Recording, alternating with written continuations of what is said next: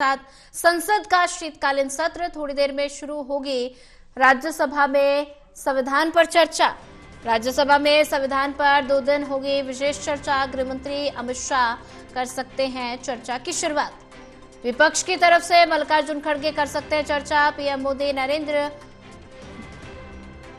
प्रधानमंत्री नरेंद्र मोदी मंगलवार को चर्चा में हिस्सा लेंगे। राज्यसभा में लगातार बना हुआ है गतिरोध। राज्यसभा में संविधान पर चर्चा के हंगामेदार हैं आसार। लोकसभा में 13-14 दिसंबर को हो चुकी है संविधान पर चर्चा।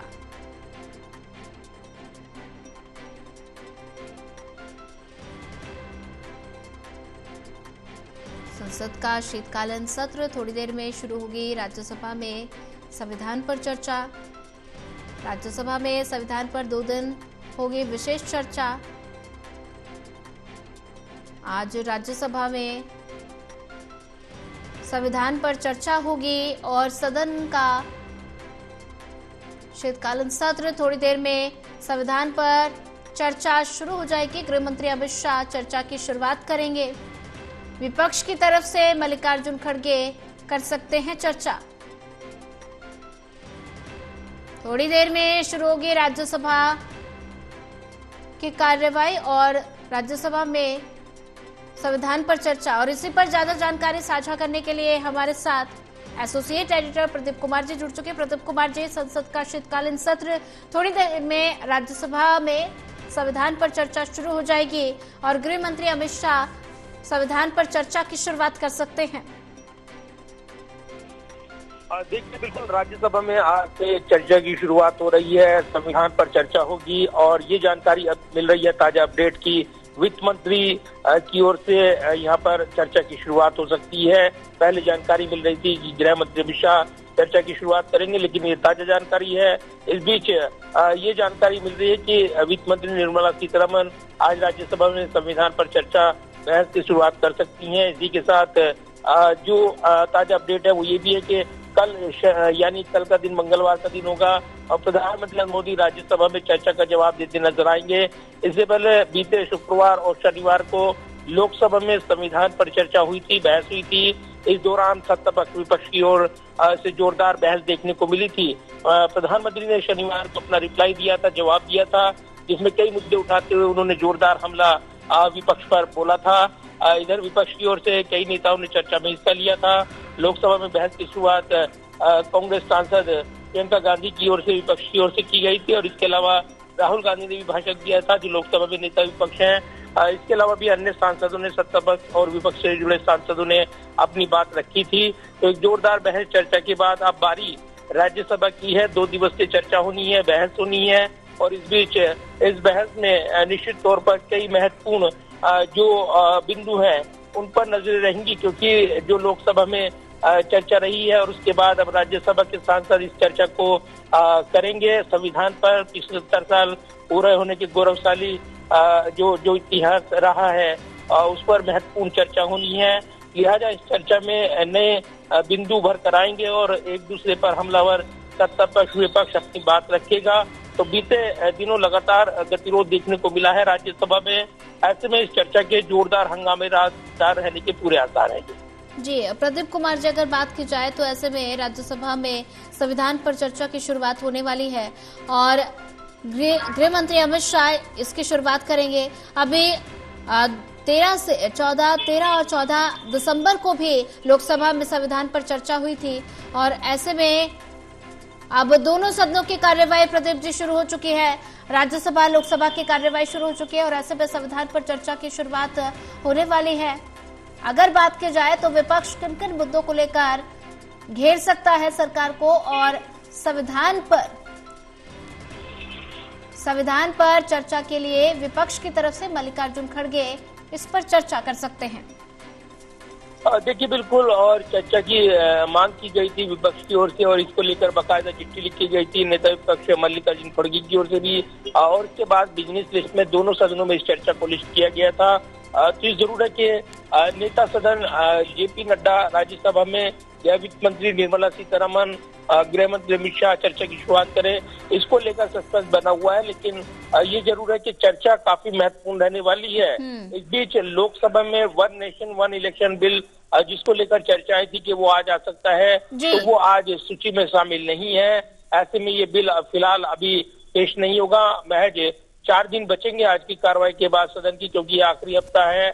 ऐसे में कई महत्वपूर्ण विधेयकों पर नजर रहेगी। लेकिन आज महत्वपूर्ण चर्चा जो होनी है राज्यसभा में संविधान पर, क्योंकि बीते दिनों लगातार राज्यसभा में गतिरोध देखने को मिला है। 400 बनाम अडानी मुद्दे पर दोनों पक्ष एक दूसरे पर हमलावर रही हैं। तो ऐसे में आज की चर्चा काफी जोरदार रह सकती है और इसी के साथ चर्चा की शुरुआत होगी। आज दिन भर सांसद सत्ता पक्ष से जुड़े और विपक्ष से जुड़े अपनी बात रखेंगे। कल चर्चा का जवाब प्रधानमंत्री सदन में देते नजर आएंगे।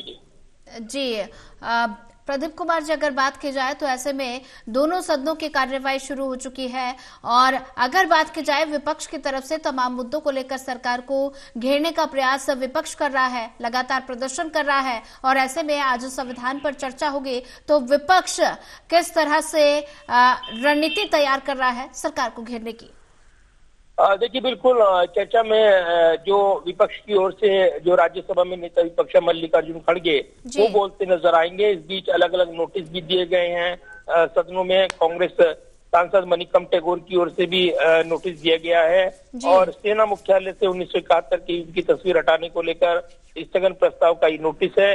इसके अलावा ये जानकारी मिल रही है कि जो इस पर कानून व्यवस्था पर चर्चा हो, संजय सिंह जो आम आदमी पार्टी के सांसद हैं, उन्होंने दिल्ली की कानून व्यवस्था की स्थिति पर चर्चा की मांग करते हुए लोकसभा में नोटिस दिया है। आर्टिकल 267 के तहत संशोधन करना चाहूंगा कि ये नोटिस राज्यसभा में दिया गया है, क्योंकि राज्यसभा के सांसद है संजय सिंह और उन्होंने दिल्ली की कानून व्यवस्था पर सदन में चर्चा हो ये नोटिस दिया है। हालांकि आज लिस्ट में शामिल है जो महत्वपूर्ण संविधान पर चर्चा।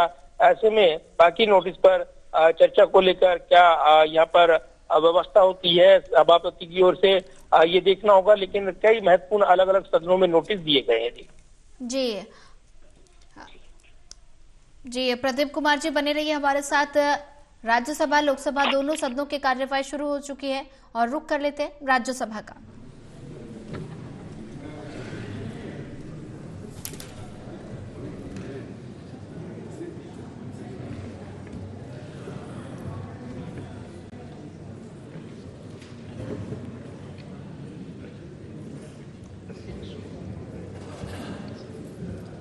Shri रायगा कृष्णయ్య।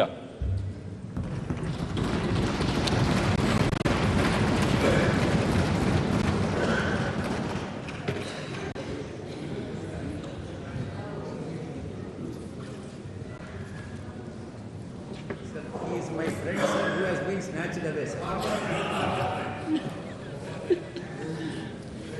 This will not go on record.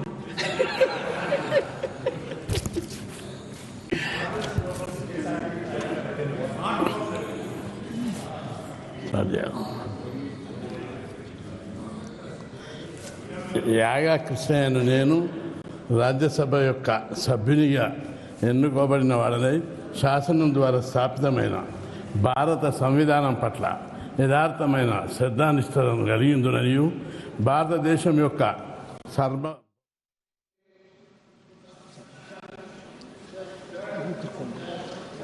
नए लोगों को पूछने दो, आप वरिष्ठ नेता हो, आज सबका नया का number question. Thank you, Speaker sir, for giving me an opportunity to speak. I come from the Kalyan Karnataka region, which is a very backward region, and we are also protected by Article 371J of the Constitution, which gives us special status in employment. So what I would like to ask is, in our region, a lot of job migration happens. From my Lok Sabha constituency, be there a lot of youth, after finishing their degree, they go to Hyderabad, Pune and Bangalore to work. So is the central government doing anything to identify these regions where maximum job migration is happening and ensure employment is given to the youth in tier 2 and tier 3 cities? Okay. माननीय मंत्री जी।